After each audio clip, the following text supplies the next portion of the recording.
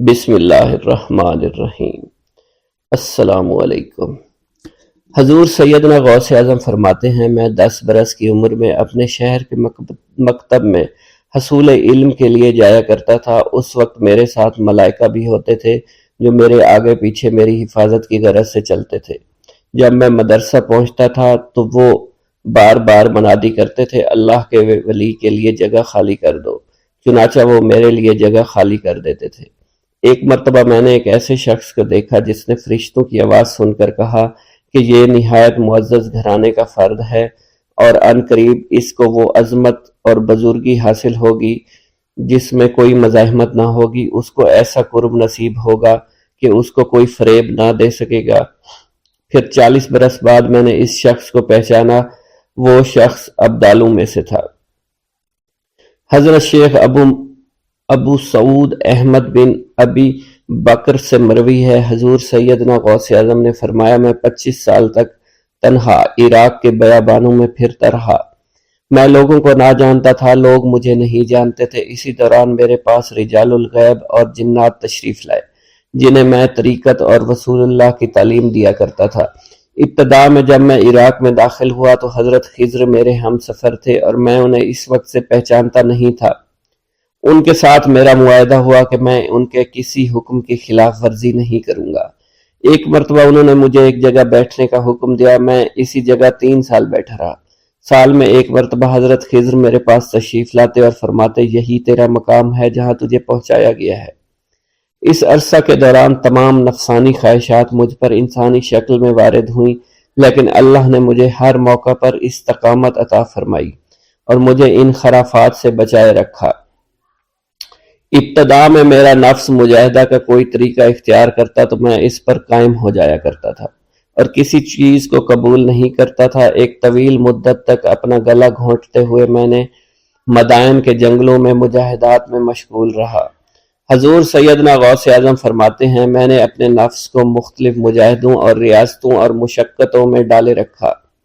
1 سال تک میں گری ہوئی چیزیں اٹھا کر کھاتا رہا، اسی دوسرے سال میں صرف پانی پر گزارا کرتا رہا اور تیسرے سال میں نے کچھ نہ کھایا اور نہ پیا نہ ہی سویا۔ ایک مرتبہ شدید سردی کی وجہ سے میں ایوان کسریٰ کے کھنڈرات میں سویا تو رات بھر میں 40 مرتبہ احتلام ہوا۔ میں نے ہر مرتبہ دریائے دجلہ پر جا کر غسل فرمایا، پھر نیند کے خوف سے محل کے اوپر ایک ویران جگہ پر چڑھ گیا اور وہاں 2 سال تک قیام کیا، حتیٰ کہ سردی کے سوا کوئی شے کھانے کو میسر نہیں تھی۔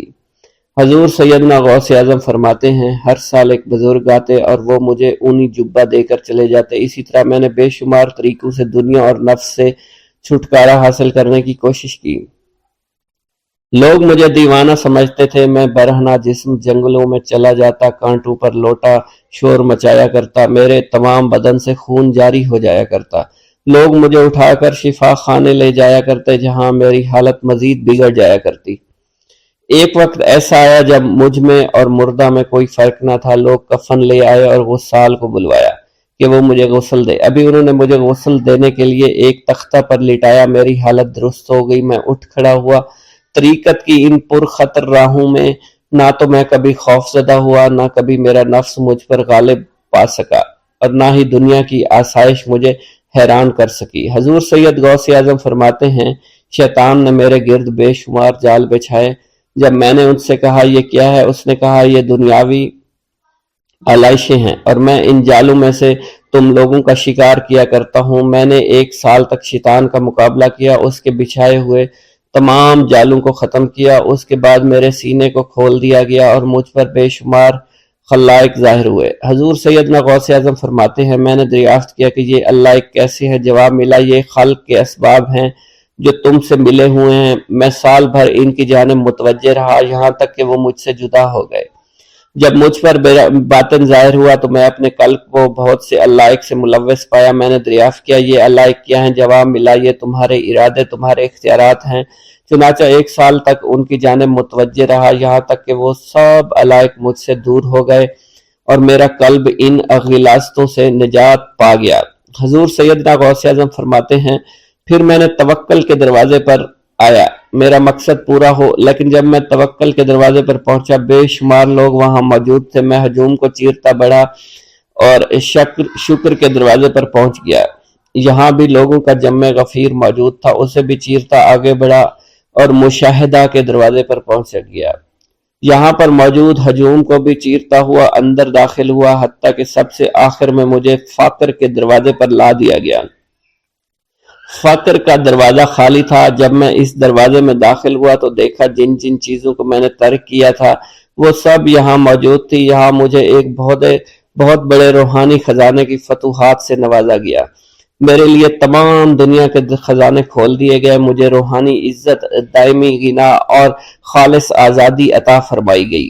میری تمام چیزیں جو میری ہستی اور میری صفات سب معدوم ہو گئی تھی، وہ میری ہستی کی جگہ کسی اور نے لے لی تھی۔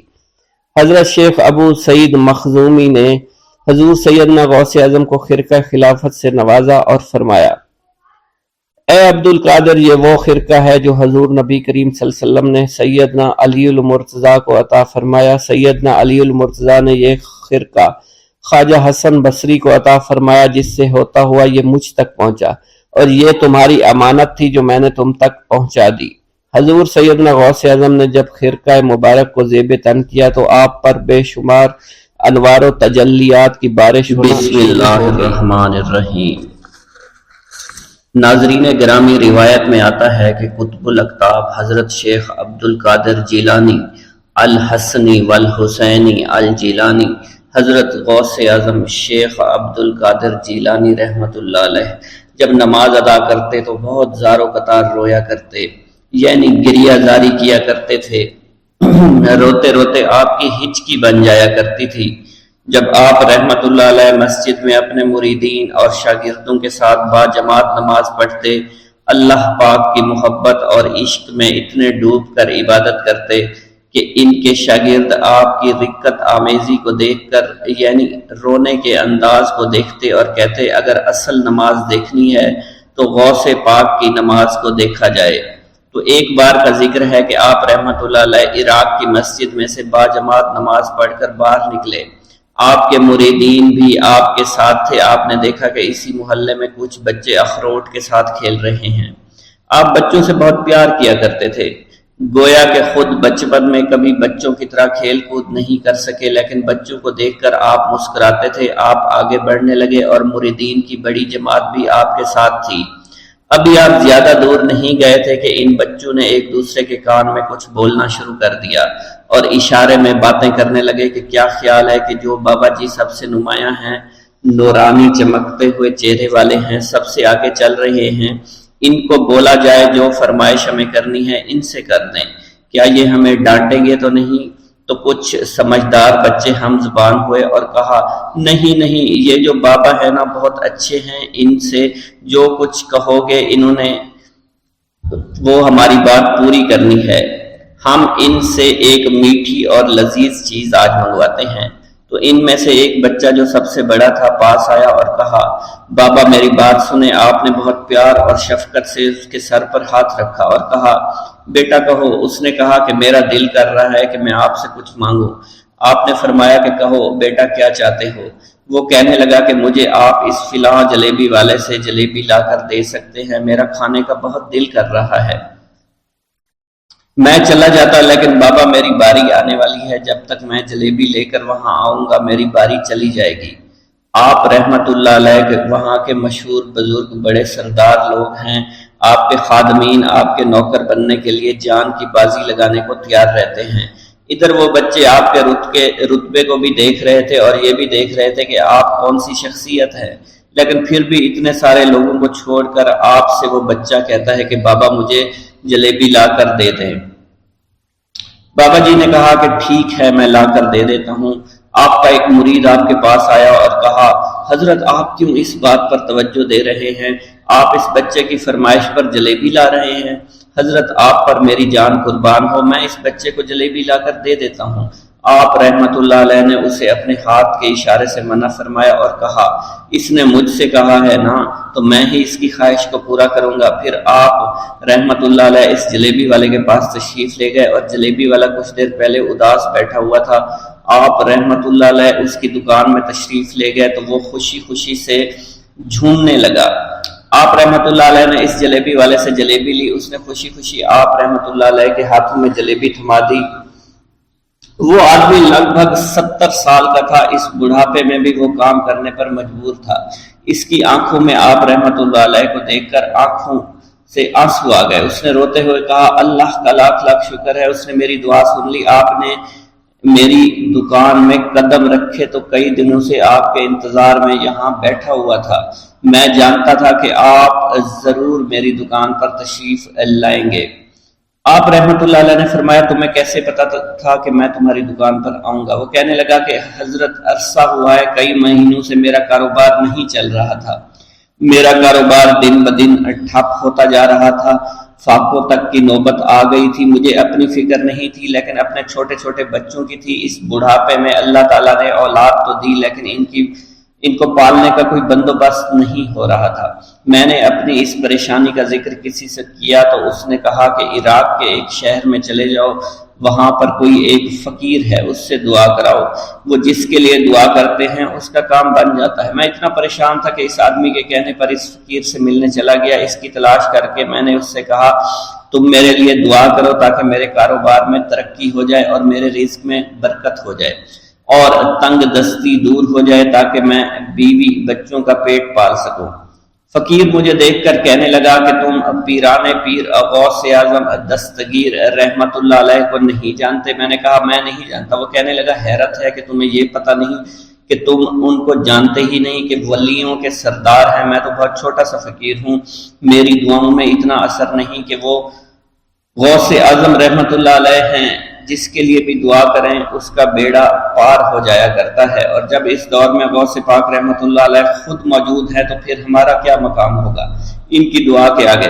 ہماری دعا کچھ بھی نہیں ہے۔ میں نے کہا اگر یہ بات ہے کہ آپ سے بڑا کوئی بزرگ ہے تو مجھے بتائیے کہ غوث پاک رحمت اللہ علیہ مجھے کہاں ملیں گے اور میں کہاں جاؤں ان سے ملنے کے لیے؟ وہ کہنے لگا کہ وہ جیلان میں ہیں، تم ادھر جاؤ، ہماری کیا جرت کہ آپ کے لیے دعا کریں۔ آپ رحمت اللہ علیہ جس کے لیے بھی دعا فرماتے ہیں اس کا بیڑا پار ہو جاتا ہے اور اس کو کہیں بول جانے کی ضرورت نہیں ہوتی۔ حضور جب اس فقیر نے مجھے یہ بات کہی تو فوراً جیلان شریف میں آ گیا اور یہاں پر میں نے آپ کی تلاش شروع کی۔ آج دیکھیے آپ خود بخود میری دکان پر تشریف لائے ہیں۔ اب دیکھیے کہ آپ کے آنے سے کیسا نور میری دکان میں آ گیا ہے۔ حضور میرے حق میں دعا فرما دیجئے، اللہ پاک میری زندگی کو آسانیاں عطا فرمائے، مجھے اپنی بیوی اور بچوں کی بہت فکر ہے۔ آپ رحمت اللہ علیہ نے فرمایا پریشان ہونے کی ضرورت نہیں، اللہ تعالیٰ سب معاملات ٹھیک فرما دے گا۔ یہ کہہ کر آپ تشریف لے گئے، اس بچے کے پاس آئے اور اس کے ہاتھ میں جلیبی تھما دی۔ ابھی وہاں سے جانے والے تھے، دوسرا بچہ آیا، اس نے کہا کہ بابا آپ نے اس سے تو جلیبی لا کر دی ہے، مجھے بھی لا کر دیں۔ آپ نے اس سے بھی تسلی دی اور کہا میں تمہیں بھی جلیبی لا کر دے دیتا ہوں بیٹا۔ یہ دیکھ کر مریدین بہت غصہ ہونے لگے اور کہا کہ حضور ہم اس بچے کو جلیبی لا کر دے دیتے ہیں، آپ کیوں زحمت کرتے ہیں؟ لیکن آپ نے فرمایا نہیں، یہ بچے مجھ سے کہہ رہے ہیں نا، میں ان کا نہیں ٹال سکتا۔ حضور آپ بہت مصروف شخصیت ہے، کیوں ان چھوٹے بچوں کی باتیں سن رہے ہیں؟ آپ نے ہاتھ کے اشارے سے انہیں روکا اور فرمایا اللہ تعالیٰ نے ہمیں جس کام کے لیے چنا ہے بس وہ کام ہی ہم کر رہے ہیں، تم لوگ اللہ پاک کی حکمت کو نہیں سمجھ رہے۔ پھر آپ جتنی بار وہ بچے آپ کو بھیجتے رہے، آپ رحمت اللہ علیہ ان کے لیے جلیبیاں لاتے رہے، حتیٰ کہ آخری بچے کو بھی آپ نے جلیبی لا کر دے دی اور وہ مزے سے کھانے لگے۔ جلیبی کھانے کے بعد وہ آپ کو دعائیں کرنے لگے اور کہا آپ بہت اچھے انسان ہیں، جیسا کہ آپ کے بارے میں ہم نے سنا تھا آپ ویسے ہی ہیں، آپ اخلاق کے بہت عمدہ ہیں، آپ کی سخاوت کے بارے میں ہم نے جتنا سن رکھا تھا آپ اتنے ہی سخی ہیں، ہم آپ سے بہت خوش ہوئے۔ آپ رحمت اللہ علیہ مسکرائے، بچوں کی خوشی دیکھ کر آپ کو دلی اطمینان ملا۔ اب ایک اور نماز کا وقت ہو رہا تھا، آپ نے مریدین سے کہا کہ چلو نماز پڑھنے کے لیے مسجد میں چلتے ہیں۔ حضرت شیخ ابراہیم قندوزی کی آمد۔ ایک دن حضرت خواجہ معین الدین چشتی حسب معمول درختوں کو پانی دے رہے تھے۔ حضرت شیخ ابراہیم قندوزی گھومتے پھرتے اسی باغ کی طرف آن نکلے۔ حضرت شیخ ابراہیم قندوزی اسی آبادی میں رہا کرتے تھے جہاں آپ مقیم تھے، اور وہ اللہ عز و جل کے عشق میں اس قدر ڈوبے ہوئے تھے کہ ان پر عشق حقیقی کی وجہ سے اکثر خود فراموشی کی حالت طاری رہتی تھی۔ آبادی کے بچے اور بوڑھے انہیں مجذوب کہا کرتے تھے اور قدر کی نگاہ سے دیکھا کرتے تھے۔ جس وقت آپ کی نظر حضرت شیخ ابراہیم قندوزی پر پڑی تو سب کام چھوڑ کر آپ ان کی جانب متوجہ ہو گئے۔ آگے بڑھ کر خوش آمدید کہا اور دست مبارک کو بوسہ دیا، پھر نہایت عزت اور احترام کے ساتھ ایک سایہ دار درخت کے نیچے بٹھایا۔ ان دنوں انگوروں کا موسم تھا، کچھ پکے ہوئے خوشے بیلوں سے اتار کر آپ کی خدمت میں پیش کیے اور خود باادب ہو کر دو زانوں بیٹھ گئے۔ حضرت شیخ ابراہیم قندوزی کو حضرت خواجہ معین الدین چشتی کی مہمان نوازی کا انداز بہت پسند آیا۔ آپ کا یہ ادب بہت بھلا محسوس ہوا۔ حضرت شیخ ابراہیم قندوزی پہچان گئے کہ یہ بچہ نہایت ہونہار اور راہ حق کا متلاشی ہے۔ حضرت شیخ ابراہیم قندوزی نے اپنی جیب سے ایک کھلی کا ٹکڑا نکالا، دندان مبارک سے چبا کر خواجہ معین الدین چشتی کے دہنے مبارک میں ڈال دیا۔ وہ کھلی کا ٹکڑا شباب معرفت کا جام تھا، جسے پیتے ہی آپ پر خودی کی کیفیت طاری ہو گئی اور نگاہوں سے تمام حجابات دور ہو گئے۔ آنکھوں میں نور ہی نور چھا گیا، تعینات کے حجابات سامنے سے اٹھ گئے، جوش حیرت قلب پر طاری ہو گیا، آنکھیں کھلی کی کھلی رہ گئیں۔ یہ نہیں کہا جا سکتا حضرت خواجہ معین الدین چشتی اس حالت فراموشی میں کب تک آئینہ حیرت بنے رہے۔ جب آپ کو ہوش آیا تو ساقی جام معرفت محفل سے اٹھ چکا تھا، دل قابو سے باہر ہو گیا، طبیعت پر جبر کر کے دامن صبر قرار تھام کر کے بیٹھ گئے۔ عشق میں صبر چونکہ انتہائی دشوار ہوتا ہے، لہذا حضرت خواجہ معین الدین چشتی کو بھی قرار نہ رہا، اور جو جلوہ آپ کو حضرت شیخ ابراہیم قندوزی دکھا چکے تھے، اس جلوہ کو دیکھنے کے بعد آپ خود پر ایک دیوانگی کی ایک کیفیت طاری ہو چکی تھی، اور دنیا اور دولت، دنیا سب حقیر اور بے وقعت دکھائی دینے لگی۔ آپ کے قلب میں عشق خداوندی جوش مارنے لگا اور قلب تمام دنیاوی آلائشوں سے پاک ہو گیا اور دنیا سے بے پرواہ ہو چکا تھا۔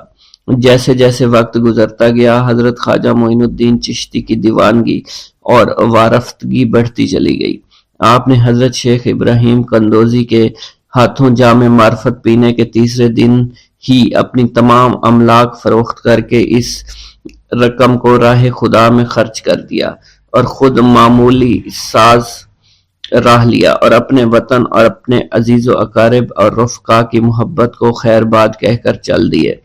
محبوب حقیقی کے سچے عاشقوں کا یہ دستور رہا ہے کہ وہ قرب یار پانے کے لیے سب سے پہلے علوم ظاہری کا زینہ طے کیا کرتے ہیں، پھر عمل کی دشوار گزار منزلوں کو طے کر کے علوم باطنی سیکھتے ہیں، تب کہیں جا کر انہیں جلوہ محبوب دکھائی دیتا ہے۔ خواجہ معین الدین چشتی نے بھی اپنے مطلوب تک رسائی کے لیے یہی راستہ اختیار کیا۔ اس زمانہ میں ترکستان کی سرحد پر واقع سمرقند اور بخارا کے عظیم الشان دارالعلوم عالمگیر شہرت رکھتے تھے۔ مشرق و مغرب کے ہزاروں طلبہ ہر سال علم کی دولت سے مالا مال ہونے کے لیے ان دارالعلوم کا رخ کیا کرتے تھے۔ حضرت خواجہ معین الدین چشتی نے تحصیل علوم و فنون کے لیے سمرقند بخارا کا انتخاب کیا۔ بخارا پہنچ کر آپ علم حاصل کرنے میں مشغول ہو چکے تھے۔ اگرچہ حضرت خواجہ معین الدین چشتی کی صغیر سنی کی تعلیم کے متعلق کسی سوانح نگار نے قلم کو جنبش نہیں دی کہ والدین نے آپ کو گھر میں ابتدائی تعلیم دی تھی، مگر سادات خراسان کے مقتدر خاندانوں سے تعلق اور عارف و کامل صاحب فضل و کمال باپ کی گود میں پرورش پانے والے حضرت خواجہ معین الدین چشتی بھلا کیوں کر ان پڑھ رہ سکتے تھے۔ حالات و واقعات کے سیاق و سباق میں غور کرنے سے معلوم ہوتا ہے کہ آپ نے اگرچہ زیادہ تعلیم تو نہیں، کم از کم قرآن مجید کی تعلیم اور علوم مروجہ کی ابتدائی کتابیں ضرور پڑھی ہوں گی، اور یہ بات بھی بعد از قیاس نہیں کہ قرآن مجید کے کچھ سپارے بھی حفظ کیے ہوں۔ بہرحال بخارا پہنچنے سے پہلے آپ نوشت خواندند سے واقف ضرور تھے۔ حضرت خواجہ معین الدین چشتی بخارا کے تمام علماء فضلاء کے حلقہ درس میں شریک ہوئے۔ تذکروں اور سوانح عمری کے مطالعہ سے یہ پتہ نہیں چلتا ہے کہ آپ نے کن کن اساتذہ کے سامنے زانوئے تلمند طے کیا، مگر آپ کے اساتذہ میں حضرت مولانا حسام الدین بخاری، خصوصیت کے ساتھ قابل ذکر ہیں جنہوں نے آپ کو دستار فضیلت عطا فرمائی۔ حضرت مولانا حسام الدین بخاری کی درسگاہ سے آپ نے علوم ظاہری کی تکمیل فرمائی۔ 23 سے 24 برس کی عمر میں علوم ظاہری کی تکمیل کے بعد صفائی قلب اور تزکیہ نفس کا ضروری سامان حضرت خواجہ معین الدین چشتی کو باہم پہنچ گیا تھا، مگر قلب جس تسکین کا متلاشی تھا وہ نصیب نہ ہوئی، اور جس محبوب کو جی بھر کر دیکھنے کی آرزویں دل میں چوٹکیاں لے رہی تھی اس تک ابھی رسائی نہیں ہوئی تھی۔ عشق اور مشک چھپائے نہیں چھپتا، عشق کی آگ حضرت خواجہ معین الدین چشتی کے تن اور من کو جلا رہی تھی۔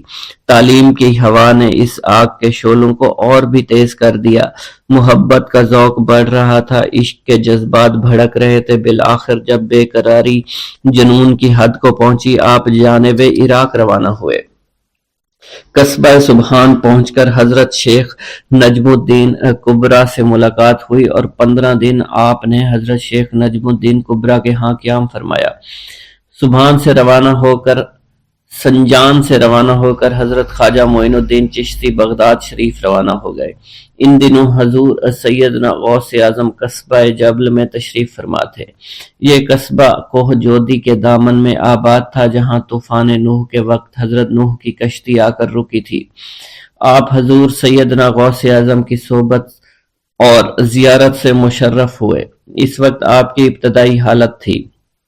حضور سیدنا غوث اعظم نے آپ کے حق میں دعائے خیر فرمائی۔ اس وقت آپ کی ابتدائی حالت تھی۔ حضور سیدنا غوث اعظم نے آپ کے حق میں دعا فرمائی۔ انہوں نے بشارت دی کہ آپ مقتدائے روزگار ہوں گے، خلق اللہ آپ سے فیض یاب ہو گئی۔ آپ نے حضور سیدنا غوث اعظم کے پاس کچھ عرصہ قیام کیا اور واپس تشریف لے گئے۔ بسم اللہ الرحمن الرحیم۔ ناظرین گرامی، روایت میں آتا ہے کہ قطب الاقطاب حضرت شیخ عبد القادر جیلانی الحسنی والحسینی الجیلانی، حضرت غوث اعظم شیخ عبد القادر جیلانی رحمۃ اللہ علیہ جب نماز ادا کرتے تو بہت زار و قطار رویا کرتے، یعنی گریہ زاری کیا کرتے تھے۔ روتے روتے آپ کی ہچکی بن جایا کرتی تھی۔ جب آپ رحمت اللہ علیہ مسجد میں اپنے مریدین اور شاگردوں کے ساتھ با جماعت نماز پڑھتے، اللہ پاک کی محبت اور عشق میں اتنے ڈوب کر عبادت کرتے کہ ان کے شاگرد آپ کی رقت آمیزی کو دیکھ کر، یعنی رونے کے انداز کو دیکھتے اور کہتے اگر اصل نماز دیکھنی ہے تو غوث پاک کی نماز کو دیکھا جائے۔ تو ایک بار کا ذکر ہے کہ آپ رحمت اللہ علیہ عراق کی مسجد میں سے با جماعت نماز پڑھ کر باہر نکلے۔ آپ کے مریدین بھی آپ کے ساتھ تھے۔ آپ نے دیکھا کہ اسی محلے میں کچھ بچے اخروٹ کے ساتھ کھیل رہے ہیں۔ آپ بچوں سے بہت پیار کیا کرتے تھے، گویا کہ خود بچپن میں کبھی بچوں کی طرح کھیل کود نہیں کر سکے، لیکن بچوں کو دیکھ کر آپ مسکراتے تھے۔ آپ آگے بڑھنے لگے اور مریدین کی بڑی جماعت بھی آپ کے ساتھ تھی۔ ابھی آپ زیادہ دور نہیں گئے تھے کہ ان بچوں نے ایک دوسرے کے کان میں کچھ بولنا شروع کر دیا اور اشارے میں باتیں کرنے لگے کہ کیا خیال ہے کہ جو بابا جی سب سے نمایاں ہیں، نورانی چمکتے ہوئے چہرے والے ہیں، سب سے آگے چل رہے ہیں، ان کو بولا جائے جو فرمائش ہمیں کرنی ہے ان سے کر دیں، کیا یہ ہمیں ڈانٹیں گے تو نہیں؟ تو کچھ سمجھدار بچے ہم زبان ہوئے اور کہا نہیں نہیں، یہ جو بابا ہے نا بہت اچھے ہیں، ان سے جو کچھ کہو گے انہوں نے وہ ہماری بات پوری کرنی ہے، ہم ان سے ایک میٹھی اور لذیذ چیز آج منگواتے ہیں۔ تو ان میں سے ایک بچہ جو سب سے بڑا تھا پاس آیا اور کہا بابا میری بات سنیں۔ آپ نے بہت پیار اور شفقت سے اس کے سر پر ہاتھ رکھا اور کہا بیٹا کہو۔ اس نے کہا کہ میرا دل کر رہا ہے کہ میں آپ سے کچھ مانگوں۔ آپ نے فرمایا کہ کہو بیٹا کیا چاہتے ہو؟ وہ کہنے لگا کہ مجھے آپ اس فلاں جلیبی والے سے جلیبی لا کر دے سکتے ہیں، میرا کھانے کا بہت دل کر رہا ہے۔ میں چلا جاتا لیکن بابا میری باری آنے والی ہے، جب تک میں جلیبی لے کر وہاں آؤں گا میری باری چلی جائے گی۔ آپ رحمت اللہ علیہ کے وہاں کے مشہور بزرگ بڑے سردار لوگ ہیں، آپ کے خادمین آپ کے نوکر بننے کے لیے جان کی بازی لگانے کو تیار رہتے ہیں۔ ادھر وہ بچے آپ کے رتبے کو بھی دیکھ رہے تھے اور یہ بھی دیکھ رہے تھے کہ آپ کون سی شخصیت ہے، لیکن پھر بھی اتنے سارے لوگوں کو چھوڑ کر آپ سے وہ بچہ کہتا ہے کہ بابا مجھے جلیبی لا کر دے دیں۔ بابا جی نے کہا کہ ٹھیک ہے میں لا کر دے دیتا ہوں۔ آپ کا ایک مرید آپ کے پاس آیا اور کہا حضرت آپ کیوں اس بات پر توجہ دے رہے ہیں، آپ اس بچے کی فرمائش پر جلیبی لا رہے ہیں۔ حضرت آپ پر میری جان قربان ہو، میں اس بچے کو جلیبی لا کر دے دیتا ہوں۔ آپ رحمت اللہ علیہ نے اسے اپنے ہاتھ کے اشارے سے منع فرمایا اور کہا اس نے مجھ سے کہا ہے نا تو میں ہی اس کی خواہش کو پورا کروں گا۔ پھر آپ رحمت اللہ علیہ اس جلیبی والے کے پاس تشریف لے گئے اور جلیبی والا کچھ دیر پہلے اداس بیٹھا ہوا تھا۔ آپ رحمت اللہ علیہ اس کی دکان میں تشریف لے گئے تو وہ خوشی خوشی سے جھومنے لگا۔ آپ رحمت اللہ علیہ نے اس جلیبی والے سے جلیبی لی، اس نے خوشی خوشی آپ رحمت اللہ علیہ کے ہاتھوں میں جلیبی تھما دی۔ وہ آدمی لگ بھگ 70 سال کا تھا، اس بڑھاپے میں بھی وہ کام کرنے پر مجبور تھا۔ اس کی آنکھوں میں آپ رحمت اللہ علیہ کو دیکھ کر آنکھوں سے آنسو آ گئے۔ اس نے روتے ہوئے کہا اللہ کا لاکھ لاکھ شکر ہے، اس نے میری دعا سن لی۔ آپ نے میری دکان میں قدم رکھے تو کئی دنوں سے آپ کے انتظار میں یہاں بیٹھا ہوا تھا۔ میں جانتا تھا کہ آپ ضرور میری دکان پر تشریف لائیں گے۔ آپ رحمت اللہ علیہ نے فرمایا تمہیں کیسے پتا تھا کہ میں تمہاری دکان پر آؤں گا؟ وہ کہنے لگا کہ حضرت عرصہ ہوا ہے، کئی مہینوں سے میرا کاروبار نہیں چل رہا تھا، میرا کاروبار دن بدن ٹھپ ہوتا جا رہا تھا، فاقوں تک کی نوبت آ گئی تھی۔ مجھے اپنی فکر نہیں تھی لیکن اپنے چھوٹے چھوٹے بچوں کی تھی۔ اس بڑھاپے میں اللہ تعالیٰ نے اولاد تو دی لیکن ان کو پالنے کا کوئی بندوبست نہیں ہو رہا تھا۔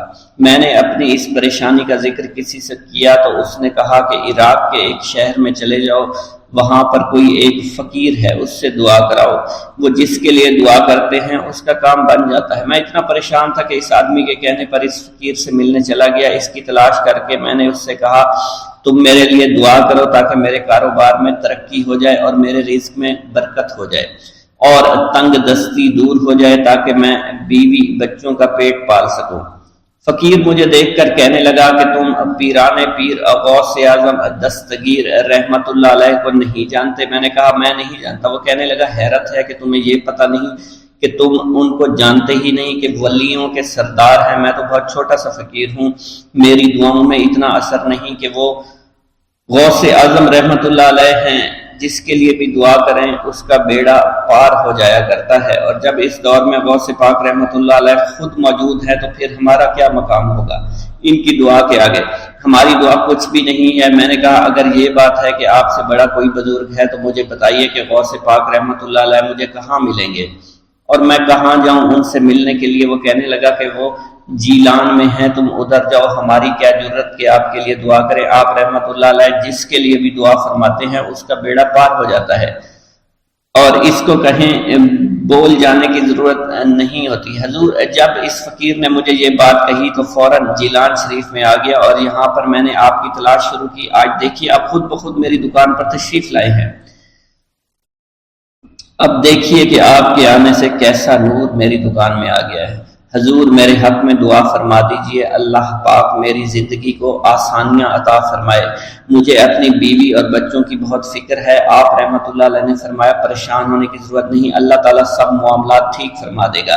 یہ کہہ کر آپ تشریف لے گئے، اس بچے کے پاس آئے اور اس کے ہاتھ میں جلیبی تھما دی۔ ابھی وہاں سے جانے والے تھے، دوسرا بچہ آیا، اس نے کہا کہ بابا آپ نے اسے تو جلیبی لا کر دی ہے، مجھے بھی لا کر دیں۔ آپ نے اس سے بھی تسلی دی اور کہا میں تمہیں بھی جلیبی لا کر دے دیتا ہوں بیٹا۔ یہ دیکھ کر مریدین بہت غصہ ہونے لگے اور کہا کہ حضور ہم اس بچے کو جلیبی لا کر دے دیتے ہیں، آپ کیوں زحمت کرتے ہیں؟ لیکن آپ نے فرمایا نہیں، یہ بچے مجھ سے کہہ رہے ہیں نا، میں ان کا نہیں ٹال سکتا۔ حضور آپ بہت مصروف شخصیت ہے، کیوں ان چھوٹے بچوں کی باتیں سن رہے ہیں؟ آپ نے ہاتھ کے اشارے سے انہیں روکا اور فرمایا اللہ تعالیٰ نے ہمیں جس کام کے لیے چنا ہے بس وہ کام ہی ہم کر رہے ہیں، تم لوگ اللہ پاک کی حکمت کو نہیں سمجھ رہے۔ پھر آپ جتنی بار وہ بچے آپ کو بھیجتے رہے، آپ رحمت اللہ علیہ ان کے لیے جلیبیاں لاتے رہے، حتیٰ کہ آخری بچے کو بھی آپ نے جلیبی لا کر دے دی اور وہ مزے سے کھانے لگے۔ جلیبی کھانے کے بعد وہ آپ کو دعائیں کرنے لگے اور کہا آپ بہت اچھے انسان ہیں، جیسا کہ آپ کے بارے میں ہم نے سنا تھا آپ ویسے ہی ہیں، آپ اخلاق کے بہت عمدہ ہیں، آپ کی سخاوت کے بارے میں ہم نے جتنا سن رکھا تھا آپ اتنے ہی سخی ہیں۔ ہم آپ سے بہت خوش ہوئے۔ آپ رحمت اللہ علیہ مسکرائے۔ بچوں کی خوشی دیکھ کر آپ کو دلی اطمینان ملا۔ اب ایک اور نماز کا وقت ہو رہا تھا۔ آپ نے مریدین سے کہا کہ چلو نماز پڑھنے کے لیے مسجد میں چلتے ہیں۔ وہ سب مل کر مسجد میں چلے گئے اور اللہ کی عبادت میں مصروف ہو گئے۔ بسم اللہ الرحمن الرحیم۔ منقول ہے کہ حضور سیدنا غوث اعظم کے زمانہ میں ایک مقرب کی ولایت سلب کر لی گئی۔ سب چھوٹے بڑے اس کو حقارت کی نگاہ سے دیکھنے لگے۔ اس نے 360 اولیاء اللہ سے التجا کی کہ وہ اس کے حق میں دعا فرمائیں، لیکن اس کا نام لوح محفوظ پر اشتیاق کی فہرست میں لکھ دیا گیا۔ ان اولیاء اللہ نے اس کو بتایا کہ تم کامیاب نہیں ہوں گے۔ اس کے چہرے کا رنگ سیاہ پڑ گیا۔ اس شخص نے حضور سیدنا غوث اعظم شیخ عبد القادر جیلانی کی خدمت میں حاضر ہو کر دعا کی درخواست کی۔ آپ نے فرمایا تم اللہ عز و جل کی بارگاہ میں مردود ہو گئے ہو، مگر میں تمہیں اللہ کے اذن میں مقبول بنا سکتا ہوں۔ پھر حضور سیدنا غوث اعظم نے اس کے لیے بارگاہ الہی میں دعا فرمائی تو غیب سے ندا آئی، کیا تمہیں معلوم ہے کہ تم سے پہلے بھی 360 اولیاء اللہ اس کے لیے سفارش کر چکے ہیں، لیکن اس کا نام لوح محفوظ پر اشتیاق کی فہرست میں لکھا جا چکا ہے۔ یا الہی تو مردود کو مقبول، مقبول کو مردود بنانے پر قادر ہے۔ اگر تیری منشا یہی ہے تو نے اس کو مقبول بنانے کے لیے مجھ سے دعا کیوں کروائی؟ غیبی ندا آئی، اے عبد القادر، اسے میں نے تمہارے سپرد کیا، تم اسے جو چاہے بنا دو۔ چنانچہ آپ کی دعا سے وہ پھر سے بارگاہ الہی میں مقبول ہو گیا۔ حضرت شیخ ابو صالح سے منقول ہے، حضرت شیخ ابو مدین مغربی نے مجھے حضور سیدنا غوث اعظم شیخ عبد القادر جیلانی کی خدمت میں بغداد فقر کی تعلیم کے لیے بھیجا۔ آپ نے مجھے 20 دن تک اپنے خلوت خانہ کے دروازہ پر بٹھائے رکھا اور 20 روز گزرنے کے بعد مجھے قبلہ رو ہونے کا حکم دیا گیا۔ جب میں قبلہ رو ہو گیا آپ نے فرمایا اے ابو صالح اس طرف دیکھو۔ چنانچہ میں نے اس جانب دیکھا تو آپ نے فرمایا کیا دیکھ رہے ہو؟ میں نے عرض کیا بیت اللہ شریف میری نگاہوں کے سامنے ہے۔ آپ نے مجھے حکم دیا کہ اب مغرب کی سمت دیکھو۔ میں نے اپنا چہرہ مغرب کی جانب کیا تو آپ نے فرمایا کہ اب کیا دیکھ رہے ہو؟ میں نے عرض کیا کہ میں اپنے مرشد پاک حضرت ابو مدین کو دیکھ رہا ہوں۔ ایک مرتبہ سنان نامی عیسائی پادری نے حضور سیدنا غوث اعظم کی محفل میں حاضر ہو کر سلام عرض کیا۔ حاضرین کھڑے ہو کر بیان دیا کہ میں یمن کا رہنے والا ہوں، میں نے ارادہ کیا کہ میں اسلام قبول کروں گا۔ اسی دوران میرے دل میں خیال پیدا ہوا میں اس دور کی سب سے بہترین شخصیت کے دست مبارک پر کلمہ پڑھوں۔ اسی سوچ کے دوران مجھے نیند آ گئی۔ خواب میں مجھے حضور سیدنا عیسیٰ کی زیارت نصیب ہوئی۔ آپ علیہ السلام نے مجھ سے ارشاد فرمایا بغداد چلے جاؤ، شیخ عبد القادر کے دست حق پر اسلام قبول کرو، کیونکہ اس وقت وہ روئے زمین پر تمام لوگوں میں افضل اور اعلیٰ ہیں۔ حضرت شیخ عمر الحکیمانی سے منقول ہے، ایک مرتبہ حضور سیدنا غوث اعظم کی خدمت میں 13 لوگ دائرہ اسلام میں داخل ہونے کے لیے حاضر ہوئے۔ ان لوگوں نے بیان کیا کہ ہم عرب کے عیسائی ہیں اور ہم نے کلمہ پڑھنے کا ارادہ کر لیا ہے۔ ابھی یہ سوچ ہی رہے تھے کہ کس مرد کامل کے دست حق پر کلمہ پڑھیں گے۔ ہمیں ہاتف غیب سے آواز سنائی دی کہ بغداد جا کر شیخ عبد القادر جیلانی کے دست مبارک پر کلمہ پڑھو۔ حضرت شیخ زین الدین ابو الحسن علی بن ابی طاہر سے مروی ہے، فرماتے ہیں میں نے حضور سیدنا غوث اعظم سے علم حاصل کیا۔ اللہ عز و جل نے مجھے 1 سال میں اتنا علم دیا کہ دوسروں کو وہ علم 20 سال میں بھی نصیب نہ ہوا ہوگا۔ میں نے آپ سے مصر جانے کی اجازت طلب کی۔ آپ نے فرمایا تو دمشق پہنچ کر غازیوں کو مصر میں داخل ہونے کے لیے تیار پائے گا تاکہ اس پر قبضہ ہو جائے، مگر ان سے کہنا کہ وہ ہرگز کامیاب نہ ہوں گے، ہاں دوسری مرتبہ وہ کامیاب ہو جائیں گے۔ حضرت شیخ زین الدین فرماتے ہیں جب میں دمشق پہنچا میں نے وہی حال پایا جو آپ نے بیان فرمایا تھا۔ میں نے ان سے کہا تو وہیں نہ رکے۔ جب میں مصر پہنچا تو میں نے خلیفہ کو ان کو مقابلے کے لیے تیار پایا۔ میں نے خلیفہ سے کہا گھبراؤ نہیں، کامیاب ہو جاؤ گے۔ وہ فرماتے ہیں خلیفہ نے مجھے اپنا ندیم خاص مقرر فرمایا اور اپنے ہر راز سے مجھے واقفیت دے دی۔ پھر دوسری مرتبہ غازی آئے، انہوں نے مصر پر قبضہ کر لیا۔ مجھے حضور سیدنا غوث کے قول کے مطابق ہر ایک سے 1.5 لاکھ دینار ملے۔ مجھے مصر میں ہر خاص و عام میں مقبولیت حاصل ہوئی اور بے شمار لوگ میرے وعظ سے مستفید ہونے لگے۔ حضرت شیخ ابو الخیر سے منقول ہے، فرماتے ہیں میں شیخ ابو محمد حسن، شیخ ابو قاسم، شیخ ابو حفظ کی خدمت میں حاضر ہوئے۔ آپ نے فرمایا تم سب اپنی اپنی حاجات بیان کرو، میں انشاءاللہ تمہاری حاجات پوری کروں گا۔ شیخ ابو سعید نے کہا کہ میں ترک دنیا اختیار کرنا چاہتا ہوں۔ شیخ ابن قائد وانی نے کہا کہ مجھے مجاہدے کی قوت عطا کر دیجئے۔ شیخ بزاز نے کہا خوف الہی چاہتا ہوں۔ شیخ فارسی نے کہا اللہ کے ساتھ میرا ایک حال ہے جسے میں کھو بیٹھا ہوں، چاہتا ہوں میرا وہ حال لوٹ آئے۔ شیخ جمیل نے کہا میں حفظ کرنا چاہتا ہوں۔ شیخ عمر نے کہا میں علم کی زیادتی چاہتا ہوں۔ شیخ خلیل نے کہا میں چاہتا ہوں مجھے موت نہ آئے، یہاں تک کہ مجھے مقام قطبیت پر فائز کیا جائے۔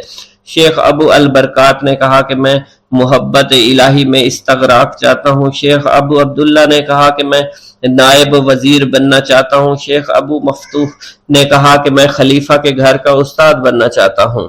حضرت شیخ ابو الخیر فرماتے ہیں حضور سیدنا غوث اعظم نے فرمایا انشاءاللہ تم سب کی حاجات جلد پوری ہوں گی۔ چنانچہ آپ کا قول پورا ہوا اور تمام لوگوں کی حاجات پوری ہوئیں ماں سوائے شیخ خلیل کے، کیونکہ حضرت شیخ خلیل نے قطبیت مانگی تھی جس کا وقت ابھی نہیں آیا تھا۔ حضرت ابو اسعد عبداللہ سے مروی ہے کہ میری کنواری بیٹی فاطمہ گھر کی چھت پر چڑھی تو اسے کوئی چیز اٹھا کر لے گئی۔ اس وقت میری بیٹی کی عمر 16 برس تھی۔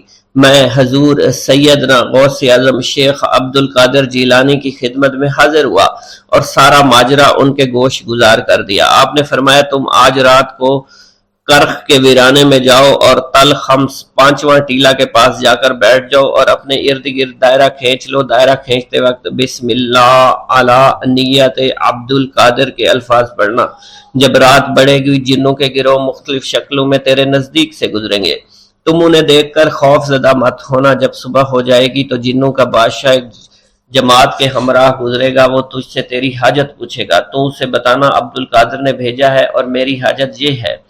ابو سعید فرماتے ہیں میں نے حکم کی تعمیل کی، آپ کے فرمان کے مطابق ڈراؤنی شکلوں والے لوگ گزرے مگر دائرہ کے نزدیک کوئی نہ آ سکا، یہاں تک کہ صبح جنوں کا بادشاہ گھوڑے پر سوار ہو کر آیا، اس کے ساتھ ایک کثیر جماعت بھی تھی۔ اس نے مجھ سے کہا میری حاجت پوچھی، میں نے اسے حضور سیدنا غوث اعظم کا پیغام پہنچاتے ہوئے کہا اور اپنی حاجت بیان کی۔ میری بات سن کر وہ بادشاہ گھوڑے سے اترا، زمین کو بوسہ دیتے ہوئے دائرہ کے کنارے بیٹھ گیا۔ بادشاہ کے بیٹھتے ہوئی جماعت بھی بیٹھ گئی۔ پھر بادشاہ نے اپنی جماعت کے کچھ لوگوں کو حکم دیا جاؤ جس نے یہ کام کیا ہے اسے میرے پاس لے کر آؤ۔ چنانچہ وہ لوگ ایک سرکش جن کو پکڑ لائے جس کے ساتھ میری بیٹی بھی تھی۔ جنوں کے بادشاہ سے کہا گیا کہ یہ ملک چین کے سرکش جنوں میں سے ہے۔ بادشاہ نے اس جن کو مخاطب کرتے ہوئے کہا کہ تمہیں قطب وقت کے قدموں کے نیچے سے لڑکی اٹھانے کی جرت کیوں کر پیش ہوئی؟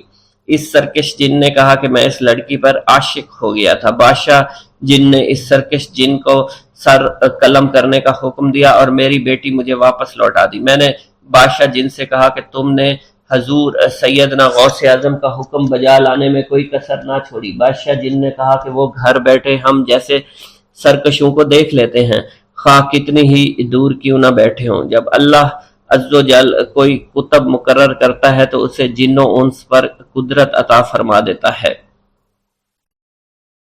تفریح الخاطر میں منقول ہے حضور سیدنا غوث اعظم کے وصال کے بعد ایک شخص جو کہ عرصہ دراز سے مرشد کامل کی تلاش میں تھا اور وہ آپ کا شورا سننے کے بعد آپ کی خدمت میں بغداد شریف پہنچا۔ جب اس شخص کو معلوم ہوا کہ آپ وصال فرما گئے ہیں تو وہ آپ کی قبر مبارک پر حاضر ہوا اور آداب زیارت بجا لایا۔ آپ اپنی قبر مبارک سے باہر تشریف لائے، اس کا ہاتھ پکڑ کر اسے سلسلہ عالیہ قادریہ میں بیعت فرما دیا اور اس کی جانب خصوصی توجہ فرمائی۔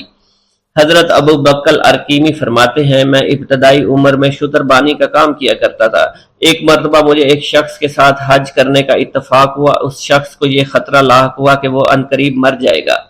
اس نے مجھے ایک چادر اور 10 دینار دیے اور فرمایا یہ میری امانت تم بغداد شریف واپس جا کر حضور سیدنا غوث اعظم شیخ عبد القادر جیلانی رحمۃ اللہ علیہ کی خدمت میں پیش کر دینا۔ حضرت ابو بکر الکیمی فرماتے ہیں کہ میں اس وصیت کے کچھ دنوں بعد اس شخص کا انتقال ہو گیا۔ میں جب بغداد شریف تشریف لایا تو لالچ میں پھنس گیا۔ میرے دل میں خیال آیا ان چیزوں کے متعلق کسی کو کچھ علم نہیں ہے، چنانچہ میں نے وہ چادر اور 10 دینار اپنے پاس رکھ لیے۔ ایک دن میں بازار سے گزر رہا تھا، میری ملاقات حضور سیدنا غوث اعظم سے ہوئی۔ میں نے آپ کو سلام کیا، آپ نے میرا ہاتھ پکڑ کر فرمایا تم نے 10 دیناروں کے لیے بھی اللہ کا خوف نہیں کیا، میری امانت اپنے پاس رکھ لی اور میرے پاس اپنی آمد و رفت بھی ختم کر لی۔ حضرت ابو بکر ارکیمی فرماتے ہیں کہ حضور سیدنا غوث اعظم کی بات سن کر مجھ پر غشی طاری ہو گئی، اور جب مجھے ہوش آیا میں نے وہ چادر اور 10 دینار لا کر آپ کی خدمت میں پیش کیے اور معافی کا خواستگار ہوا۔ واللہ عالم۔ بسم اللہ الرحمن الرحیم۔ ناظرین گرامی، روایت میں آتا ہے کہ قطب الاقطاب حضرت شیخ عبد القادر جیلانی الحسنی والحسینی الجیلانی، حضرت غوث اعظم شیخ عبد القادر جیلانی رحمۃ اللہ علیہ جب نماز ادا کرتے تو بہت زار و قطار رویا کرتے، یعنی گریہ زاری کیا کرتے تھے۔ روتے روتے آپ کی ہچکی بن جایا کرتی تھی۔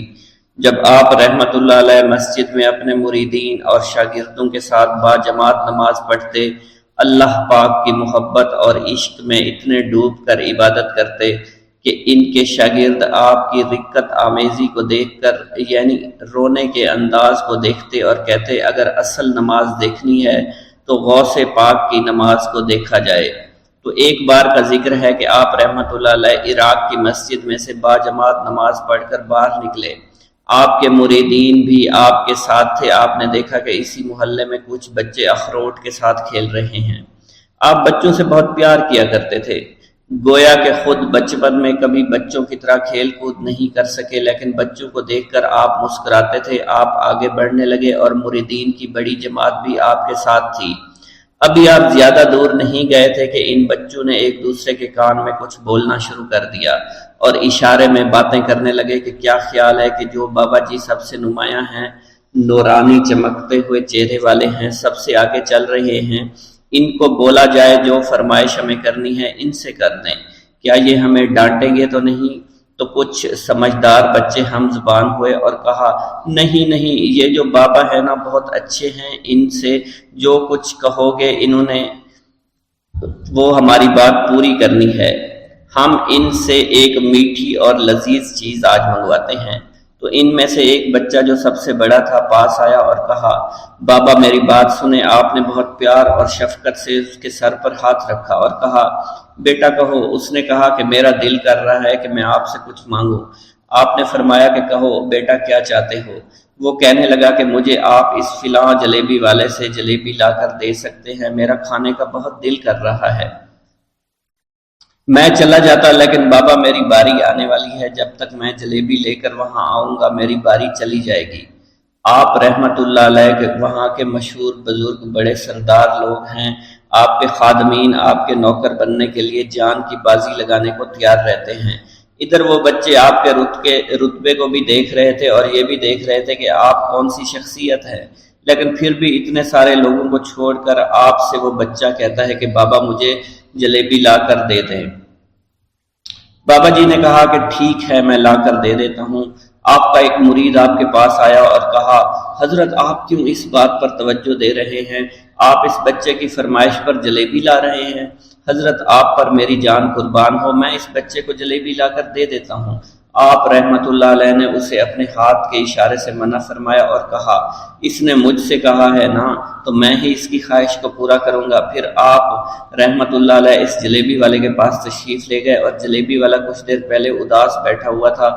آپ رحمت اللہ علیہ اس کی دکان میں تشریف لے گئے تو وہ خوشی خوشی سے جھومنے لگا۔ آپ رحمت اللہ علیہ نے اس جلیبی والے سے جلیبی لی، اس نے خوشی خوشی آپ رحمت اللہ علیہ کے ہاتھوں میں جلیبی تھما دی۔ وہ آدمی لگ بھگ 70 سال کا تھا، اس بڑھاپے میں بھی وہ کام کرنے پر مجبور تھا۔ اس کی آنکھوں میں آپ رحمت اللہ علیہ کو دیکھ کر آنکھوں سے آنسو آ گئے۔ اس نے روتے ہوئے کہا اللہ کا لاکھ لاکھ شکر ہے، اس نے میری دعا سن لی۔ آپ نے میری دکان میں قدم رکھے تو کئی دنوں سے آپ کے انتظار میں یہاں بیٹھا ہوا تھا۔ میں جانتا تھا کہ آپ ضرور میری دکان پر تشریف لائیں گے۔ آپ رحمت اللہ علیہ نے فرمایا تمہیں کیسے پتا تھا کہ میں تمہاری دکان پر آؤں گا؟ وہ کہنے لگا کہ حضرت عرصہ ہوا ہے، کئی مہینوں سے میرا کاروبار نہیں چل رہا تھا، میرا کاروبار دن بدن ٹھپ ہوتا جا رہا تھا، فاقوں تک کی نوبت آ گئی تھی۔ مجھے اپنی فکر نہیں تھی لیکن اپنے چھوٹے چھوٹے بچوں کی تھی۔ اس بڑھاپے میں اللہ تعالیٰ نے اولاد تو دی لیکن ان کو پالنے کا کوئی بندوبست نہیں ہو رہا تھا۔ میں نے اپنی اس پریشانی کا ذکر کسی سے کیا تو اس نے کہا کہ عراق کے ایک شہر میں چلے جاؤ، وہاں پر کوئی ایک فقیر ہے، اس سے دعا کراؤ، وہ جس کے لیے دعا کرتے ہیں اس کا کام بن جاتا ہے۔ میں اتنا پریشان تھا کہ اس آدمی کے کہنے پر اس فقیر سے ملنے چلا گیا۔ اس کی تلاش کر کے میں نے اس سے کہا تم میرے لیے دعا کرو تاکہ میرے کاروبار میں ترقی ہو جائے اور میرے رزق میں برکت ہو جائے اور تنگ دستی دور ہو جائے تاکہ میں بیوی بچوں کا پیٹ پال سکوں۔ فقیر مجھے دیکھ کر کہنے لگا کہ تم پیران پیر غوث اعظم دستگیر رحمت اللہ علیہ کو نہیں جانتے؟ میں نے کہا میں نہیں جانتا۔ وہ کہنے لگا حیرت ہے کہ تمہیں یہ پتہ نہیں کہ تم ان کو جانتے ہی نہیں کہ ولیوں کے سردار ہیں۔ میں تو بہت چھوٹا سا فقیر ہوں، میری دعاؤں میں اتنا اثر نہیں کہ وہ غوث اعظم رحمت اللہ علیہ ہیں، جس کے لیے بھی دعا کریں اس کا بیڑا پار ہو جایا کرتا ہے، اور جب اس دور میں غوث پاک رحمت اللہ علیہ خود موجود ہے تو پھر ہمارا کیا مقام ہوگا ان کی دعا کے آگے؟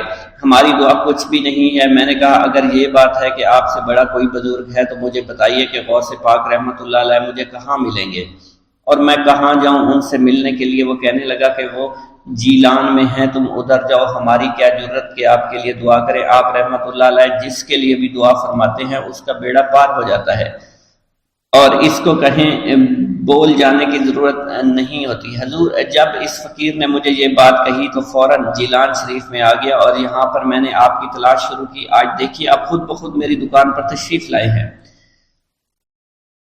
اب دیکھیے کہ آپ کے آنے سے کیسا نور میری دکان میں آ گیا ہے۔ حضور میرے حق میں دعا فرما دیجئے، اللہ پاک میری زندگی کو آسانیاں عطا فرمائے، مجھے اپنی بیوی اور بچوں کی بہت فکر ہے۔ آپ رحمت اللہ علیہ نے فرمایا پریشان ہونے کی ضرورت نہیں، اللہ تعالیٰ سب معاملات ٹھیک فرما دے گا۔ یہ کہہ کر آپ تشریف لے گئے، اس بچے کے پاس آئے اور اس کے ہاتھ میں جلیبی تھما دی۔ ابھی وہاں سے جانے والے تھے، دوسرا بچہ آیا، اس نے کہا کہ بابا آپ نے اس سے تو جلیبی لا کر دی ہے، مجھے بھی لا کر دیں۔ آپ نے اس سے بھی تسلی دی اور کہا میں تمہیں بھی جلیبی لا کر دے دیتا ہوں بیٹا۔ یہ دیکھ کر مریدین بہت غصہ ہونے لگے اور کہا کہ حضور ہم اس بچے کو جلیبی لا کر دے دیتے ہیں، آپ کیوں زحمت کرتے ہیں؟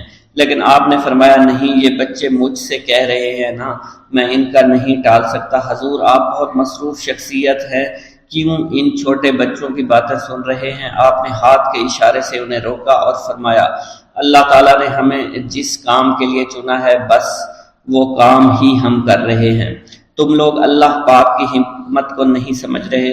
پھر آپ جتنی بار وہ بچے آپ کو بھیجتے رہے، آپ رحمت اللہ علیہ ان کے لیے جلیبیاں لاتے رہے، حتیٰ کہ آخری بچے کو بھی آپ نے جلیبی لا کر دے دی اور وہ مزے سے کھانے لگے۔ جلیبی کھانے کے بعد وہ آپ کو دعائیں کرنے لگے اور کہا آپ بہت اچھے انسان ہیں، جیسا کہ آپ کے بارے میں ہم نے سنا تھا آپ ویسے ہی ہیں، آپ اخلاق کے بہت عمدہ ہیں، آپ کی سخاوت کے بارے میں ہم نے جتنا سن رکھا تھا آپ اتنے ہی سخی ہیں، ہم آپ سے بہت خوش ہوئے۔